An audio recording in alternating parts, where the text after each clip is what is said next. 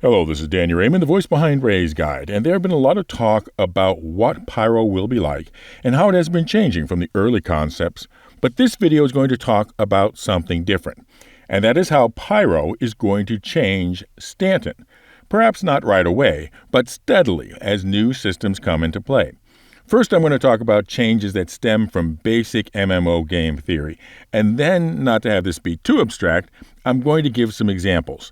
And there I want to make it clear that these are not examples of what I am saying has to happen, or predictions about what will happen, but illustrations of the kind of changes that could happen. But there will be changes, and that can be bet upon. In addition, this is going to be the first of a number of videos where I look at the follow-on changes that are opened up by the features of 3.18 and 4.0, which I am calling, somewhat tongue-in-cheek, the road to 5.0. So let's start with the basics of MMOs. Every MMO has starter zones and advanced zones, and usually some intermediate zones in between. The reason is simple. You don't want to put a completely inexperienced player straight into a situation that they can't handle. And some players, particularly those focused on casual participation in social activities, will be content to never leave the relative calm of the starter zone. But longer-term players will often want some sort of a challenge, so there needs to be more advanced zones for them, or they will be bored, and that boredom may get manifested in ways considered antisocial and disruptive to the beginners. But so far we have had just one zone, Stanton, and it has had to serve both audiences, and it has resulted in compromises and conflicts. Once we have Pyro, we will have our first system for experienced players, so Stanton can merge towards its role as a starter system.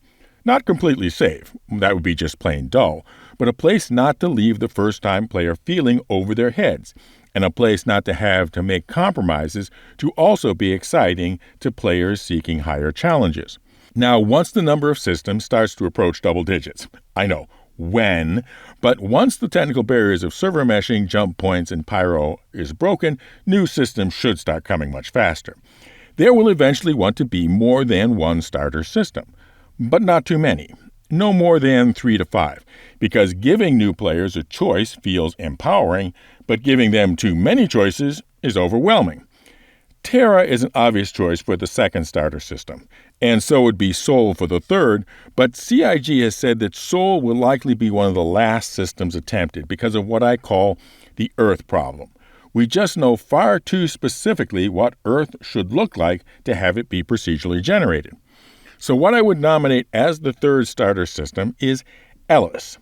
It is huge, has 13 different planets and planetoids covering the full range of gameplay, and forms a nice triangle with Stanton and Terra for the people just wanting to travel between the safe starter systems. It is the home of the Murray Cup racing team, so that's a unique factor, and the descriptions of the 3 planets in the green zone feels like verdant paradises that reminded me on first reading of the planet Risa in Star Trek, so a nice distinguishing flavor between it and Stanton and Terra. So now let's delve into the specifics of how Stanton would evolve towards being a genuinely starter system. Would, for example, Grim Hex still be there? Yes, there still needs to be a place for beginning criminals too, but more structured for the beginning criminal. In the old AD&D terms, less chaotic evil and more lawful evil. We already know that the Ninetales have units and command structures based on the Siege of Orson. In other words, just go run around in Ninetales' home stabbing folks, and they won't be all that tolerant of it. Currently, one of the weirder accommodations of Stanton having to serve this dual role is the communications array. Essentially, they form a switch to turn a planet from Stanton mode to Pyro mode. But there really isn't a need for a Pyro mode when you have an actual Pyro. That isn't to say that the comms arrays should go away or there shouldn't be an advantage to criminals for sabotaging them. But they need to be realistic ones. Not that there is no crime at all. There's an insurance claim, a dead person is revived in a hospital, and a destroyed ship is salvaged. But nothing happened because the radios were off. Really? That's like saying the vault is empty, but the bank couldn't possibly have been robbed because the security cameras weren't working. Now, what would something more realistic have as effects?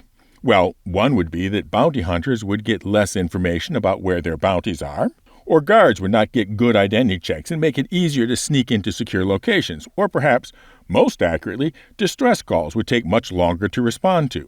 All very useful effects for criminals, but not simply, there's no crime. But there is a bigger question here. You can do all sorts of things to make a system safer through having fewer NPC criminals or whatever, but if player criminals are free to travel wherever, how do you make a safer system actually safer? If anything, it's the exact opposite. Criminals of all types and eras prefer to find easier victims, and who is easier but a beginning system with a new player?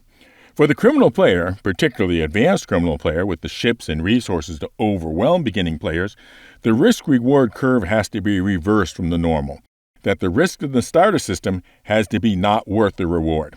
So how, given all that, do you actually make a safer system safer? Well, how do you do it in real life?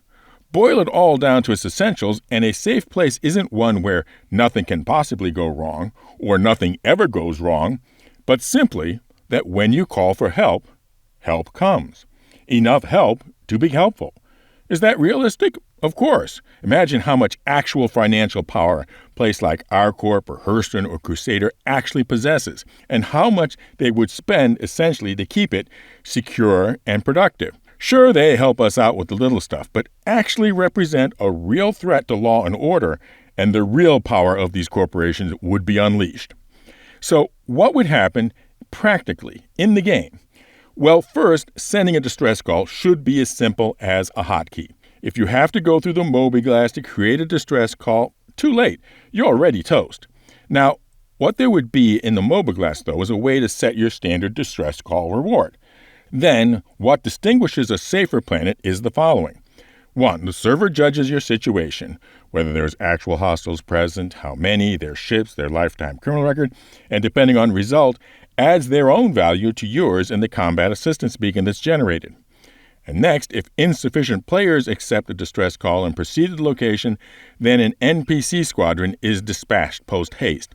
Now, as I said earlier, the lack of a locally operating communications relay would delay both the issuance of the combat assistance beacon and the dispatch of the NPC assistance squadron. They would still happen, just later. Another thing that could be added is the return of the patrol missions, but modified. If you accept the patrol mission, you are pretty much free to move about a particular planet and its moons and get a small trickle of money for being on active duty. But if a distress call comes in, you must accept and promptly go there, or you will lose reputation and the patrol mission payment. There will undoubtedly be other differences evolve over time between how Stanton is now and how Stanton will be in the future. But with other more challenging systems being added, once the barrier of server meshing has been cleared, they will pretty much all fit the target of making Stanton increasingly appropriate as a starter system.